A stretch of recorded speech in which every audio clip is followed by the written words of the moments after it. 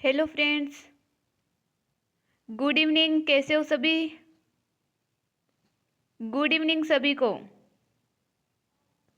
स्वागत है आप सभी का आपके अपने यूट्यूब चैनल लॉगिन स्टडी पर। एक बार सभी क्लास को शेयर कर दीजिए, फिर देखिए स्टार्ट करते हैं आज के सेशन को। आज हम आपके लिए देखिए बीएसटीसी परीक्षा 2023 के लिए 28 अगस्त के लिए आपके लिए शिक्षण अभिरुचि का मॉडल पेपर लेकर आए हैं, जिसमें देखिए आपको 50% पूरे 50% देखिए आपको करवाए जाएंगे। बहुत ही इम्पोर्टेंट देखिए मॉडल पेपर लेकर आए हैं। तो आज देखिए मॉडल पेपर का पार्ट नंबर 1 है। पूरे देखिए 50 क्वेश्चन करवाने वाले हैं। तो सभी को सेशन के लास्ट में कमेंट बॉक्स में बताने हैं कि आपके 50 में से कितने क्वेश्चन सही हो रहे हैं।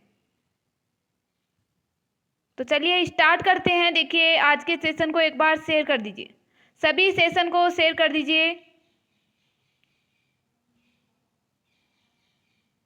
आपकी देखिए बहुत दिनों से डिमांड थी कि मैम बहुत क्वेश्चन लेके आओ, ज़्यादा क्वेश्चन लेके आओ। तो देखिए आज 50 क्वेश्चन का पूरा मॉडल पेपर आपके लिए लेकर आए हैं। तो चलिए स्टार्ट करते हैं सेशन को, सभी शेयर कर दीजिए एक बार।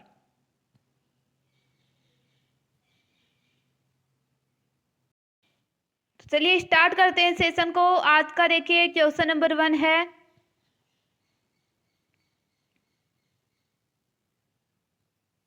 कक्षा में अलग थलग रहने वाले छात्रों के लिए क्या करोगे? आप एक शिक्षक हो और कक्षा में देखिए जो बच्चे हैं वो अलग अलग, कुछ बच्चे हैं जो देखिए अलग अलग रह रहे हैं, तो उन छात्रों के लिए आप क्या करेंगे? उन्हें आगे बैठाएंगे, कक्षा में उनसे प्रश्न पूछेंगे, सामूहिक गतिविधियों में भाग लेने को कहेंगे, या फिर जिम्मेदारी का कार्य देंगे? तो बताइए क्या करना है आपको? कक्षा में जो बच्चे अलग थलग रहने वाले हैं उनके लिए क्या करना है आपको? क्या करोगे उनके लिए? उन्हें देखिए सामूहिक गतिविधियों में भाग लेने को कहेंगे, यानी ऐसी गतिविधियां, ऐसी एक्टिविटीज, ऐसे खेल जिनमें देखिए क्या होता है, समूह में बच्चे खेलते हैं, भाग लेते हैं, तो ऐसी गतिविधियों में भाग लेने को कहेंगे। ऑप्शन सी राइट होगा। नेक्स्ट बात करते हैं क्वेश्चन नंबर 2 की। क्वेश्चन नंबर 2 है, विभिन्न उद्यमियों को अतिथि वक्ता के रूप में आमंत्रित करने से क्या होगा? जो विभिन्न उद्यमी व्यक्ति हैं, यानी कुछ देखिए ऐसे व्यक्ति जो बहुत देखिए उद्यम मचाते हैं, लड़ाई झगड़ा करते हैं, तो ऐसे व्यक्तियों को अतिथि वक्ता के रूप में आमंत्रित करने से क्या होगा? समाज विद्यालय में संबंध स्थापित होता है, उद्योगों की जानकारी मिलती है, नगर के बारे में ज्ञान बढ़ता है, या फिर मनोरंजन होता है? तो बताइए राइट आंसर क्या होगा? देखिए विभिन्न उद्यमियों अतिथि वक्ता के रूप में आमंत्रित करने से क्या होगा? समाज विद्यालय में संबंध स्थापित होगा। ऑप्शन ए राइट आंसर है। ऑप्शन ए जिन बच्चों ने दिया है उनका करेक्ट आंसर है। नेक्स्ट बात करते हैं क्वेश्चन नंबर 3 की। संप्रेषण तभी सफल होगा जब विद्यार्थियों की संख्या 30 से 35 से अधिक न हो। बताइए संप्रेषण तभी सफल होगा, यानी जो हमारे विचारों का हम आदान प्रदान करते हैं वो तभी सफल होगा जब विद्यार्थियों की संख्या 30-35 से अधिक नहीं हो। क्या यह कथन, इस कथन से आप सहमत हो, अनिश्चित हो, असहमत हो, या फिर बहुधा हो? तो बताइए संप्रेषण के लिए विद्यार्थियों की संख्या कितनी होनी चाहिए? क्या ज़्यादा संख्या? या देखिए आप बताइए, क्या यदि 100 बच्चे बैठे हैं तो क्या उनमें संप्रेषण अच्छी प्रकार से होगा, या फिर 10 बच्चों में? ये बताइए आप। तो इस कथन से हम पूर्णतः सहमत है, क्योंकि देखिए संप्रेषण में जितने कम बच्चे होंगे तो उनसे देखिए विचारों का आदान प्रदान उतना ही अच्छा होगा, संप्रेषण सफल होगा। ऑप्शन ए राइट होगा। इस कथन से हम क्या है, सहमत है, यानी संप्रेषण के लिए कम बच्चे होने चाहिए। नेक्स्ट बात करते हैं क्वेश्चन नंबर 4। शैक्षिक एवं व्यावसायिक पाठ्यक्रमों की जानकारी प्रदान करने के लिए प्राचार्य को समय समय पर गोष्ठियों का आयोजन करते रहना चाहिए। इस कथन से क्या आप सहमत हो? शैक्षिक और व्यावसायिक पाठ्यक्रमों की जानकारी प्रदान करने के लिए प्राचार्य को समय समय पर गोष्ठियों का आयोजन करते रहना चाहिए। बताइए, क्या यह कथन ठीक है? इस कथन से असहमत है, कम सहमत है या फिर अनिश्चित है? तो क्या होगा करेक्ट आंसर? ऑप्शन देखिए ए राइट आंसर होगा। इस कथन से हम बिल्कुल सहमत है, ऑप्शन ए राइट होगा। नेक्स्ट बात करते हैं क्वेश्चन नंबर 5 की। सहयोगात्मक प्रवृत्ति के विकास द्वारा विद्यार्थियों से उनके विद्यालय की व्यवस्था, सफाई एवं फर्नीचर का रखरखाव में योगदान लिया जा सकता है। यदि बच्चों में सहयोगात्मक प्रवृत्ति आपको बढ़ानी है, उसका विकास करना है, तो क्या विद्यालय की व्यवस्था, सफाई और फर्नीचर के रखरखाव में योगदान लिया जा सकता है? सहयोगात्मक प्रवृत्ति को बढ़ाने के लिए सदैव, प्राय, कभी नहीं या फिर शायद। तो बताइए राइट आंसर क्या होगा? सदैव। देखिए, यदि हम सफाई और फर्नीचर के रखरखाव में योगदान लेंगे बच्चों का, तो उसमें क्या होगा? सहयोगात्मक प्रवृत्ति विकसित होगी, सदैव होगी। ऑप्शन ए राइट है। नेक्स्ट बात करते हैं क्वेश्चन नंबर 6 की। प्राथमिक शिक्षा से पूर्व शिशुओं में मूल्यों की शिक्षा का विकास का माध्यम है। जब देखिए बच्चों को प्राथमिक शिक्षा यानी 1 से 5वीं क्लास तक की शिक्षा से पूर्व शिशु जो बच्चे होते हैं, देखिए छोटे बच्चों को क्या बोला जाता है? शिशु बोला जाता है। तो शिशु में मूल्यों की शिक्षा का विकास का माध्यम क्या है? प्रकृति है, आस पड़ोस है, पशु पक्षी है या फिर कहानियाँ है? तो मूल्यों की शिक्षा का देखिए विकास करना है तो माध्यम कौन सा होगा, ये बताइए कौन सा माध्यम होगा? मूल्यों की शिक्षा का विकास करना है तो देखिए उन्हें जो भी घर में दादी है, नानी है, बच्चे की माँ है, कोई भी देखिए उन्हें क्या सुनाना चाहिए? अलग अलग कहानियों के माध्यम से देखिए उनमें क्या होता है? मूल्यों की शिक्षा का क्या होता है? विकास होता है। ऑप्शन डी राइट आंसर है। नेक्स्ट बात करते हैं क्वेश्चन नंबर 7 की। उसे चिकित्सक का व्यवसाय करना पड़ा। कोई देखिए व्यक्ति है, उसे चिकित्सक का व्यवसाय करना पड़ा क्योंकि वह मेधावी था, इंटेलिजेंट था या फिर प्रतियोगिता में सफल हुआ था, पिता स्वयं चिकित्सक थे या फिर पिता उसे चिकित्सक ही बनाना चाहते थे।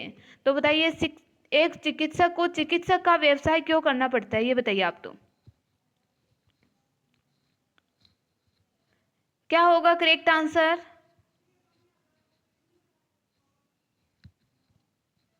ऑप्शन बी राइट होगा। प्रतियोगिता में वह सफल हुआ था। ऑप्शन बी राइट है। नेक्स्ट बात करते हैं क्वेश्चन नंबर 8 की। शिक्षण विधियों में नए प्रयोगों से अवगत कराने के लिए सेवारत शिक्षकों के लिए गुणवत्ता सुधार कार्यक्रमों का आयोजन करना चाहिए। जो शिक्षण विधियां है उनमें नए प्रयोग से अवगत कराने के लिए, जानकारी के लिए सेवारत शिक्षकों के लिए गुणवत्ता सुधार कार्यक्रमों का आयोजन करना चाहिए। कब करना चाहिए? ग्रीष्मावकाश में, समय समय पर, नियमित रूप से या फिर अनिवार्य रूप से। तो बताइए राइट आंसर क्या होगा? अनिवार्य रूप से कार्यक्रमों का क्या करना चाहिए? आयोजन करना चाहिए। ऑप्शन डी राइट है। नेक्स्ट है क्वेश्चन नंबर 9।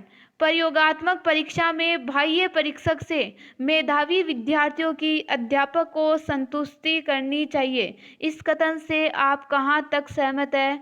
संभवतः, पूर्णतः सहमत हो, बिल्कुल नहीं हो या फिर सहमत हो? तो बताइए राइट आंसर क्या होगा? इस कथन से हम क्या है? पूर्णतः सहमत है। नेक्स्ट है क्वेश्चन नंबर 10। विद्यार्थियों को नकारात्मक पुनर्बलन देना चाहिए। सदैव देना चाहिए, कभी कभी ही देना चाहिए, यथा आवश्यकता, आवश्यकता के अनुसार देना चाहिए या फिर कभी नहीं देना चाहिए? तो बात करें विद्यार्थियों को नकारात्मक पुनर्बलन की, नेगेटिव फीडबैक की बात करें तो कब देना चाहिए, ये बताइए आप। देखिए कभी नहीं, देखिए कभी नहीं दोगे तो फिर उनमें विकास कैसे होगा? नकारात्मक पुनर्बलन कब देना चाहिए? यथा आवश्यकता यानी आवश्यकता के अनुसार ही देना चाहिए। ऑप्शन सी राइट आंसर है। सदैव भी नहीं देना चाहिए, आवश्यकता अनुसार देना चाहिए। नेक्स्ट है क्वेश्चन नंबर 11। निम्न में से एक अच्छे शिक्षक की प्राथमिकता क्या होती है? अच्छे शिक्षक की प्राथमिकता की बात करें तो क्या होती है?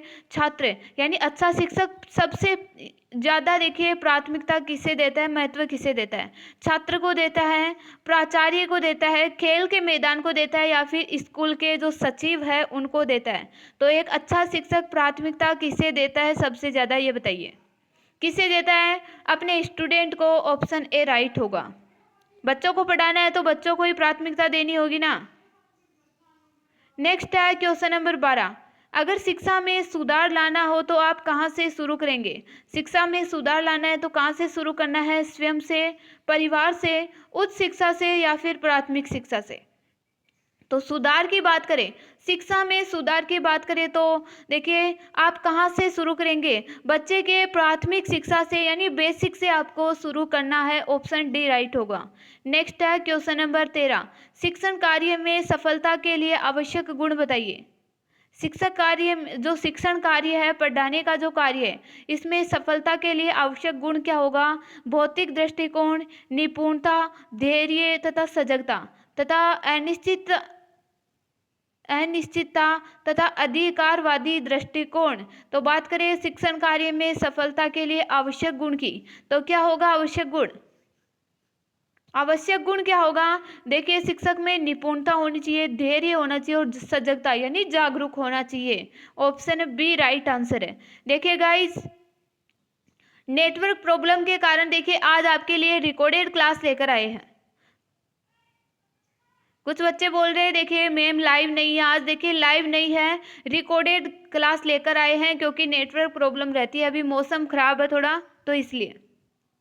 तो सभी देखिए पढ़ाई में ध्यान दीजिए, जो भी क्वेश्चन आ रहा है उसका आंसर आपको कमेंट बॉक्स में देना है। और देखिए सेशन आपको अच्छा लग रहा है तो सभी को सेशन को लाइक करना है और आपके फ्रेंड्स के साथ सेशन को शेयर भी जरूर करना है। एक बार सभी क्लास को लाइक और शेयर जरूर कर दीजिए। फिर बढ़ते हैं देखिए नेक्स्ट क्वेश्चन की ओर। देखिए जैसे हम अभी लाइव क्लास आपके लिए लेकर आते हैं और फिर नेटवर्क प्रॉब्लम रहती है, आपको क्लियर नहीं दिखाई देता, तो उससे क्या मतलब था फिर? तो एक बार सभी क्लास को शेयर जरूर कर दीजिए। क्वेश्चन नंबर देखिए 14 है, विद्यालय में शैक्षणिक निर्देश किसके द्वारा दिए जाते हैं?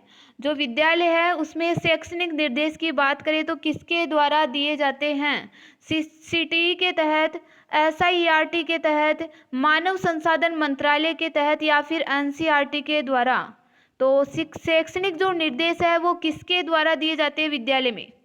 ये बताइए आप क्या होगा करेक्ट आंसर? शैक्षणिक निर्देश किसके द्वारा दिए जाते हैं? जो एनसीईआरटी है उसके द्वारा। ऑप्शन डी राइट आंसर होगा। विद्यालय में शैक्षणिक निर्देश की बात करें तो एनसीईआरटी देता है। नेक्स्ट बात करते हैं क्वेश्चन नंबर 15 की।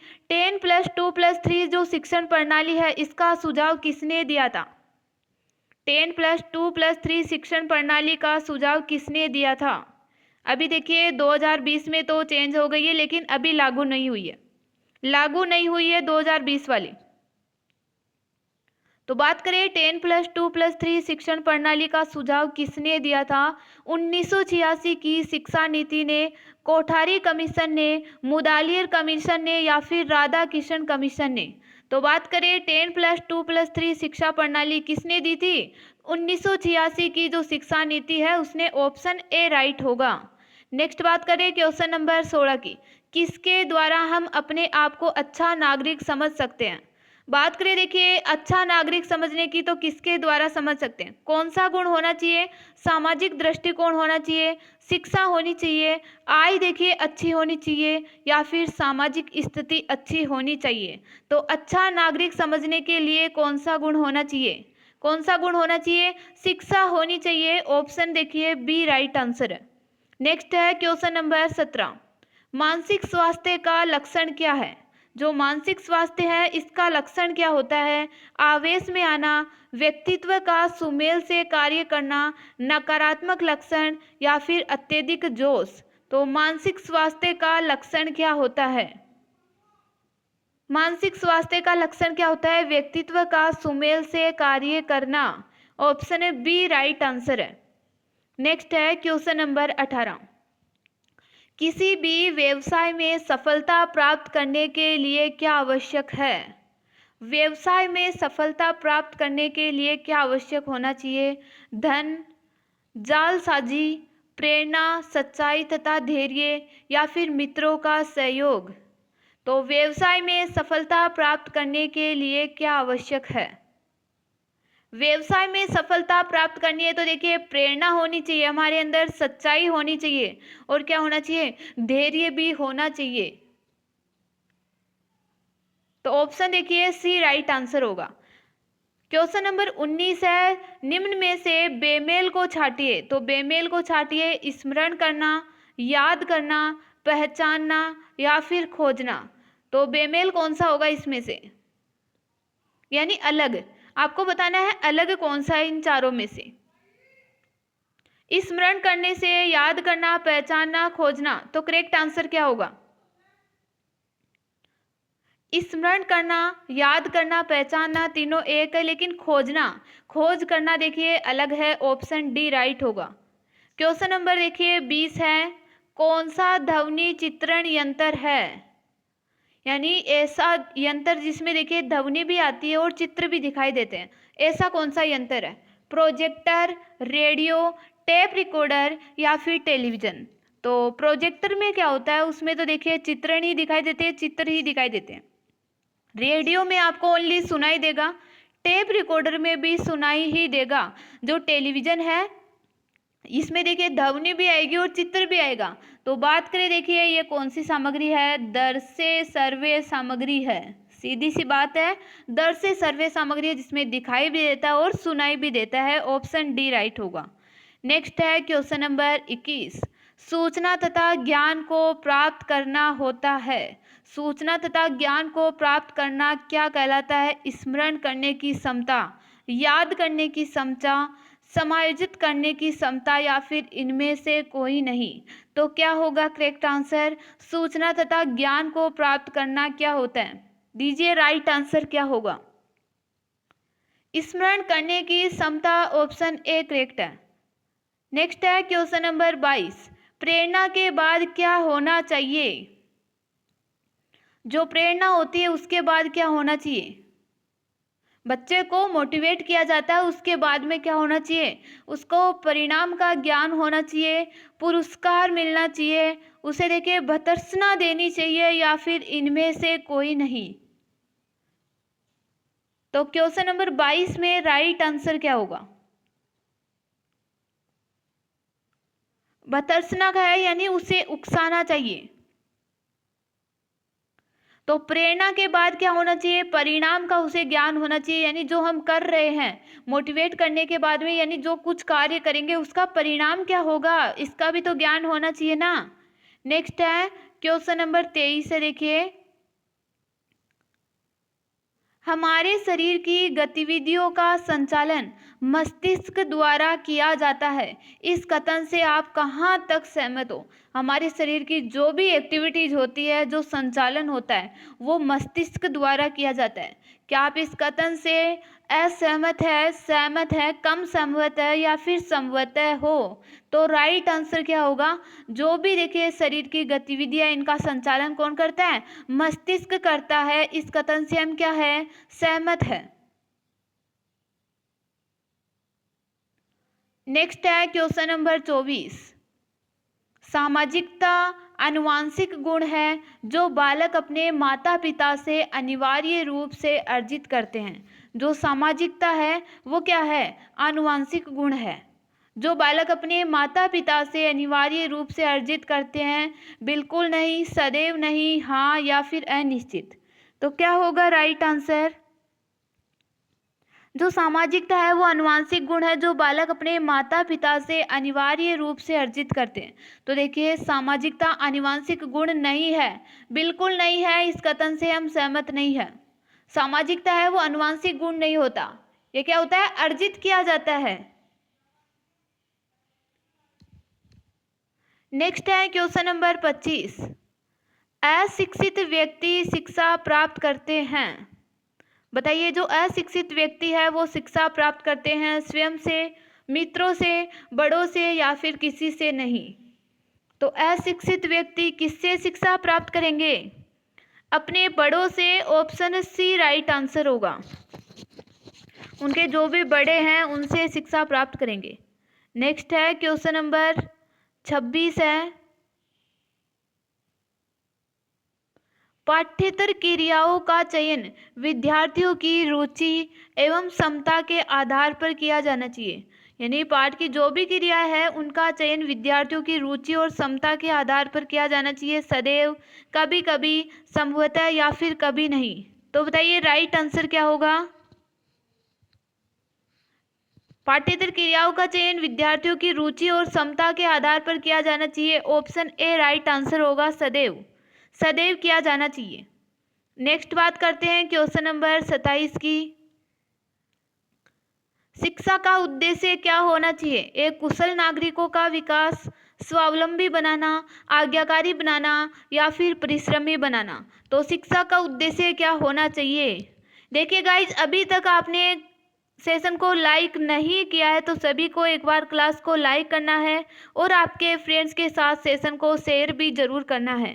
बात करें शिक्षा का उद्देश्य, क्या होना चाहिए? शिक्षा का उद्देश्य कुशल नागरिकों का विकास करना, एक अच्छे नागरिक का क्या करना? विकास करना। ऑप्शन ए राइट आंसर है।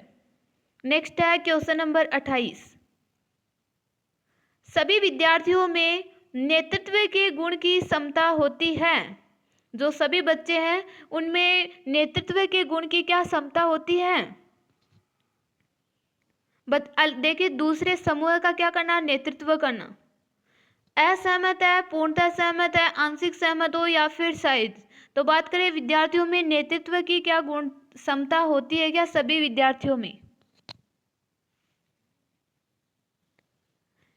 देखिए, सभी विद्यार्थियों में नहीं होती, इस कथन से हम क्या है? असहमत है।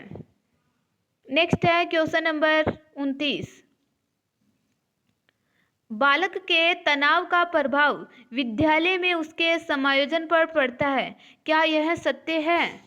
जो बालक के जो भी तनाव होता है, माइंड में जो भी टेंशन होती है, क्या उसका प्रभाव विद्यालय में जो भी बच्चे हैं उनके साथ समायोजन करने में, शिक्षकों के साथ समायोजन करने में, देखिए जरूर प्रभाव पड़ता है। क्या यह कथन सत्य है क्या? बताइए, क्या यह कथन सत्य है? देखिए, सदैव सत्य है। यदि बालक देखिए मानसिक रूप से तनाव ग्रसित है तो विद्यालय में उसके समायोजन पर प्रभाव पड़ेगा। नेक्स्ट है क्वेश्चन नंबर 30। निर्देशन का अर्थ व्यवसाय में सहायता देना है। निर्देशन का अर्थ व्यवसाय में सहायता देना है, समस्या के समाधान के लिए, व्यवसाय के चयन करने के लिए, व्यवसायिक समायोजन करने के लिए या फिर नेतृत्व करने में। तो जब हम व्यवसाय, निर्देशन का अर्थ क्या होता है? यानी किसी को भी हम निर्देश देते हैं तो क्या इसका अर्थ व्यवसाय में सहायता देना है? देखिए, निर्देश क्यों दिए जाते हैं? व्यवसाय के चयन के लिए। ऑप्शन बी राइट होगा। उन्हें देखिए एक दिशा दिखाई जाती है व्यवसाय के लिए। कक्षा में संप्रेषण का माध्यम है अधिगम का, अंतःक्रिया का, विचारों के आदान प्रदान का या फिर सभी का। तो संप्रेषण किसका माध्यम है? कक्षा में क्या क्या किया जा सकता है संप्रेषण के माध्यम से? संप्रेषण के माध्यम से क्या क्या किया जा सकता है? एक तो देखिए सीखा जा सकता है, अंतःक्रिया भी की जा सकती है और विचारों का आदान प्रदान भी किया जा सकता है। ऑप्शन डी राइट आंसर होगा। नेक्स्ट है क्वेश्चन नंबर 32। दार्शनिक एवं वैज्ञानिक लोगों से अलग रहने एवं अध्ययन करने में सुख का अनुभव करते हैं। दार्शनिक एवं जो वैज्ञानिक लोग हैं उनसे अलग रहने, अध्ययन करने में सुख का अनुभव करते हैं, सदैव, प्राय, कभी कभी या फिर नहीं। तो बताइए राइट आंसर क्या होगा?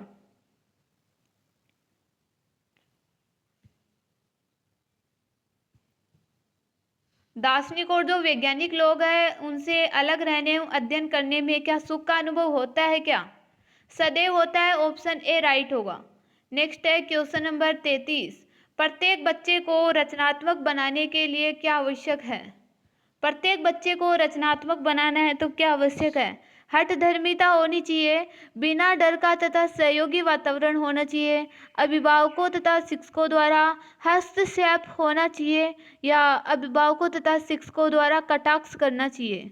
यानी बच्चे को यदि बच्चे को रचनात्मक बनाना है तो क्या अभिभावक और शिक्षक उनकी उनकी काट करेंगे, उनके पीछे धकेलेंगे? तो क्या आवश्यक है ये बताइए।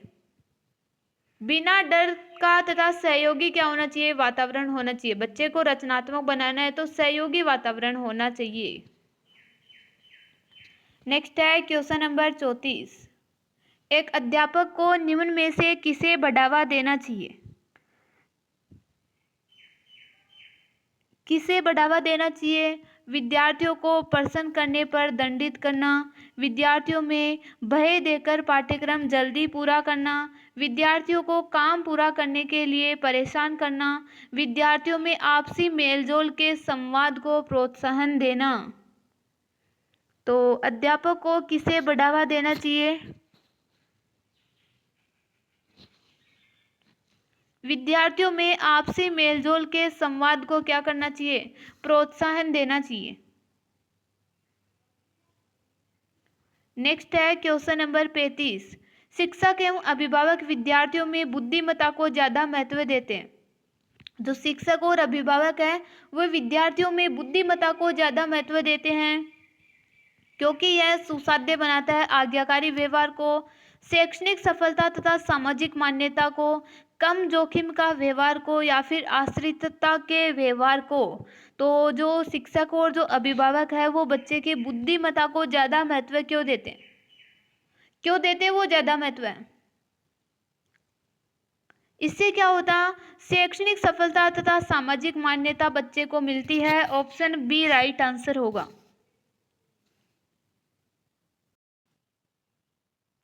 नेतृत्व का आधार है खुद को सशक्त बनाना, समूह के कल्याण की भावना, सेवा की भावना, दूसरों से प्रशंसा लेना। तो नेतृत्व का आधार क्या होगा? नेतृत्व का आधार क्या है?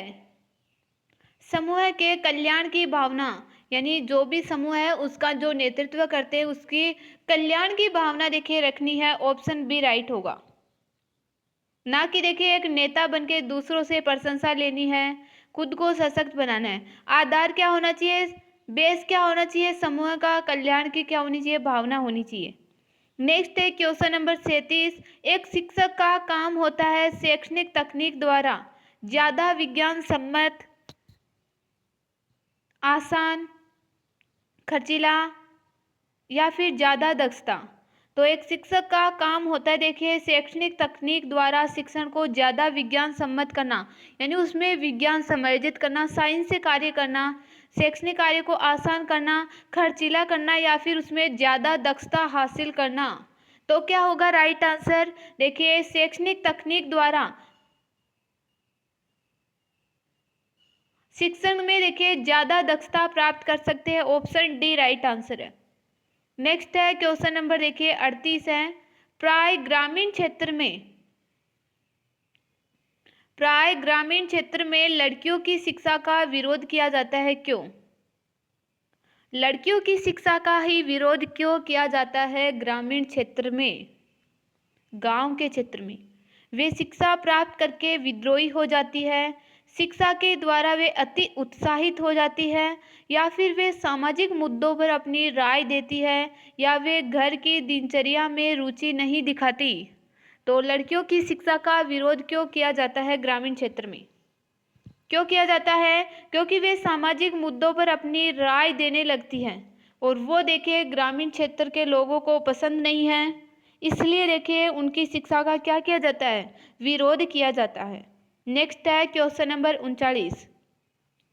एक अध्यापक को वरिष्ठ विद्यार्थियों के साथ हमेशा कैसा व्यवहार रखना चाहिए? अध्यापक है उनको वरिष्ठ विद्यार्थियों के साथ हमेशा कैसा व्यवहार रखना चाहिए? चिड़चिड़ा, तानाशाह का, दोस्ती का या फिर बराबरी का? तो वरिष्ठ विद्यार्थी यानी उच्च शिक्षा ग्रहण कर रहे हैं, जिस स्कूल में पढ़ा रहे हैं जो शिक्षक, और उसी स्कूल में जो उच्च शिक्षा ग्रहण कर रहे हैं, उच्च कक्षा के छात्र हैं जिनको नहीं पढ़ाते, तो उनके साथ हमेशा कैसा व्यवहार करना चाहिए? बराबरी का व्यवहार करना चाहिए। बराबरी का मतलब देखिए सम्मान व्यवहार करना चाहिए, भेदभाव नहीं करना चाहिए। नेक्स्ट है क्वेश्चन नंबर 40। गृह कार्य पूरा करने की नियमित आदत विद्यार्थियों को कैसा बनाती है?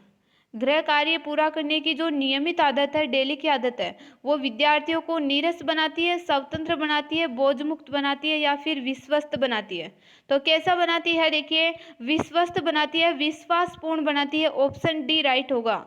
नेक्स्ट है क्वेश्चन नंबर 41। देखिए गाइज, अभी तक आपने क्लास को लाइक नहीं किया है तो सभी को क्लास को लाइक करना है और आपके फ्रेंड्स के साथ सेशन को शेयर भी जरूर करना है और सेशन को एंड तक देखिए, सभी को देखना है। क्वेश्चन नंबर 41 में देखिए, निम्न में से नर्सरी स्कूलों का मुख्य उद्देश्य क्या है? जो नर्सरी स्कूल है इनका मुख्य उद्देश्य क्या है? बच्चों को प्रेक्षण में रखना, प्रेशर में रखना। देखिए यहाँ प्रेशर होगा, या फिर विद्यार्थियों को प्रशिक्षित करना जिससे वे स्कूल की समय सारणी में समायोजित हो सके, उन विद्यार्थियों को सुरक्षा देना जिसके अभिभावक बहुत बिजी है, या फिर बच्चे के सामाजिक विकास की पृष्ठभूमि तैयार करना। तो नर्सरी स्कूल का मुख्य उद्देश्य क्या होता है? बच्चे के सामाजिक विकास की पृष्ठभूमि तैयार करना। ऑप्शन डी राइट होगा। नेक्स्ट है क्वेश्चन नंबर 42। स्कूल के नियम तथा कायदे हैं, किसी बच्चों के लिए नहीं, शांत बच्चों के लिए, अनुशासनहीन बच्चों के लिए या फिर सभी विद्यार्थियों के लिए? तो स्कूल के नियम और कायदे देखिए सभी विद्यार्थियों के लिए होते हैं। ऑप्शन डी राइट है। नेक्स्ट है क्वेश्चन नंबर 43। विद्यार्थियों में राष्ट्रीय एकता की भावना जागृत करने के लिए आप क्या करेंगे? विद्यार्थियों में राष्ट्रीय एकता की भावना जागृत करनी है तो क्या करोगे? निबंध प्रतियोगिता आयोजित करेंगे, राष्ट्रीय एकता पर एक प्रभावी भाषण देंगे, भारत के महान व्यक्तियों की जीवनी अपने विद्यार्थियों को बताएंगे, या फिर राष्ट्रीय पर्वों को अपने स्कूल में पूरे जोर शोर से मनाएंगे? तो राष्ट्रीय एकता की भावना जागृत करनी है तो क्या करना चाहिए? राष्ट्रीय पर्वों को अपने स्कूल में जोर शोर से पूरी उत्साह के साथ मनाना चाहिए। नेक्स्ट है क्वेश्चन नंबर 44। एक अच्छा शिक्षक अध्यापक जिस पर सर्वाधिक ध्यान देता है वह है? एक अच्छा अध्यापक जिस पर सर्वाधिक ध्यान देता है वह है शिष्यों का विकास। यानी एक अच्छा अध्यापक है वो किस पर ज़्यादा ध्यान देता है? शिष्यों का विकास करने में, छात्रों का विकास करने में, व्यवस्था बनाने में, विषय को पढ़ाने में या फिर खेल खिलाने में? तो एक अच्छा शिक्षक होता है वो सबसे ज़्यादा देखिए ध्यान किन पर देता है? तो किन पर देता है? शिष्यों के विकास करने में, छात्रों के विकास करने में। ऑप्शन ए राइट होगा। नेक्स्ट है क्वेश्चन नंबर 45। एक अच्छे अध्यापक से क्या अपेक्षा नहीं की जा सकती? अच्छे अध्यापक से क्या अपेक्षा नहीं की जा सकती? विद्यार्थियों की हाजिरी का हिसाब रखना। देखिए ये तो अपेक्षा की जानी चाहिए ना। अच्छे अध्यापक में गुण होना चाहिए कि विद्यार्थी की हाजिरी का हिसाब रखे, सामाजिक सेवा में भी हिस्सा लेना चाहिए एक अच्छे अध्यापक को। और देखिए विद्यार्थियों की घरेलू तथा स्कूल की परेशानियां दूर करने में मदद करनी चाहिए या फिर विद्यार्थियों के घर जाना चाहिए? तो अच्छे शिक्षक में देखिए कौन सा गुण नहीं होना चाहिए? विद्यार्थियों के घर नहीं जाना चाहिए। अब विद्यार्थियों के घर जैसे कोई काम हो तब तो जाइए। विद्यार्थियों को जैसे ये बात नहीं है कि एक शिक्षक को विद्यार्थियों के घर नहीं जाना चाहिए। देखिए जरूर जाना चाहिए लेकिन डेली नहीं जाना चाहिए। कभी कभार देखिए बच्चों को संभालने के लिए, उनसे, उनके पेरेंट्स से बात करने के लिए कि बच्चे घर पे पढ़ रहे नहीं पढ़ रहे, उनको देखने के लिए कि बच्चों का व्यवहार घर पर कैसा है, तब देखिए जरूर जा सकते हैं लेकिन डेली नहीं जाना चाहिए। ऑप्शन डी राइट होगा। नेक्स्ट है क्वेश्चन नंबर 46। शोध के अनुसार, एक खोज के अनुसार शिक्षकों का अत्यधिक प्रतिशत इस सामाजिक आर्थिक स्तर में आता है। कौन से सामाजिक आर्थिक स्तर में आता है शिक्षकों का अत्यधिक परसेंट? उच्च सामाजिक आर्थिक स्तर में, निम्न में, निम्न मध्य में या फिर उच्च मध्य में? तो क्या होगा करेक्ट आंसर? उच्च और मध्य स्तर में आता है। सामाजिक आर्थिक स्तर एक शिक्षक का उच्च मध्य स्तर में आता है, यानी उच्च भी होता है लेकिन मध्य भी होता है। ऑप्शन डी राइट होगा। नेक्स्ट है क्वेश्चन नंबर 47। अगर शिक्षक से कोई गलती हो जाती है तो उसे क्या करना चाहिए? उसे उपेक्षा करनी चाहिए, गलती को स्वीकार कर लेना चाहिए, मान लेना चाहिए, मुकर जाना चाहिए। देखिए, उस गलती से मुकर जाना चाहिए कि मैंने तो ये गलती नहीं की, या फिर उस गलती को भूल जाना चाहिए। तो कोई गलती होती है तो देखिए उसे आसानी से मान लेना चाहिए कि मेरे से देखिए गलती हो गई। नेक्स्ट है क्वेश्चन नंबर 48। शैक्षणिक कार्यों के वर्गीकरण के अनुसार किस में आता है? शैक्षणिक जो कार्य है, शिक्षा का जो कार्य है, वो कार्यों के वर्गीकरण के अनुसार किस में आता है? नौकरी पेशा में, सामाजिक कार्य में, संचालन कार्य में, या फिर पेशेवर कार्य में? तो किस में आता है? शैक्षणिक कार्य किस में आता है? पेशेवर कार्य में। ऑप्शन डी राइट होगा। नेक्स्ट है क्वेश्चन नंबर 49। मानव प्रकृति परिणाम है स्वयं की मूल प्रकृति का परिपक्व होना, मनुष्य का संस्कृति से मेलजोल, वातावरण का, या फिर वंशानुगत प्रभावों का? तो मानव प्रकृति किसका परिणाम है? वंशानुगत प्रभावों का। ऑप्शन डी राइट होगा। नेक्स्ट है आज का लास्ट क्वेश्चन, क्वेश्चन नंबर 50 है। आपकी रुचि शिक्षण कार्य में क्यों है? शिक्षण कार्य में रुचि क्यों है? समय गुजारना है, आपको शिक्षण से प्यार है, पैसा कमाना है? तो शिक्षण कार्य में रुचि क्यों है? क्योंकि आपको शिक्षण से, टीचिंग से क्या है? प्रेम है, आपको रुचि है। ऑप्शन सी राइट आंसर होगा। अब बताइए कैसा लगा आज का सेशन? क्लास कैसी लगी? क्लास अच्छी लगी है तो सभी को क्लास को लाइक करना है और आपके फ्रेंड्स के साथ सेशन को शेयर ज़रूर करके जाना है। और सेशन को एंड तक देखने के लिए सभी को बहुत बहुत धन्यवाद। और सभी को बताना है कि आपके 50 में से कितने क्वेश्चन राइट हुए हैं।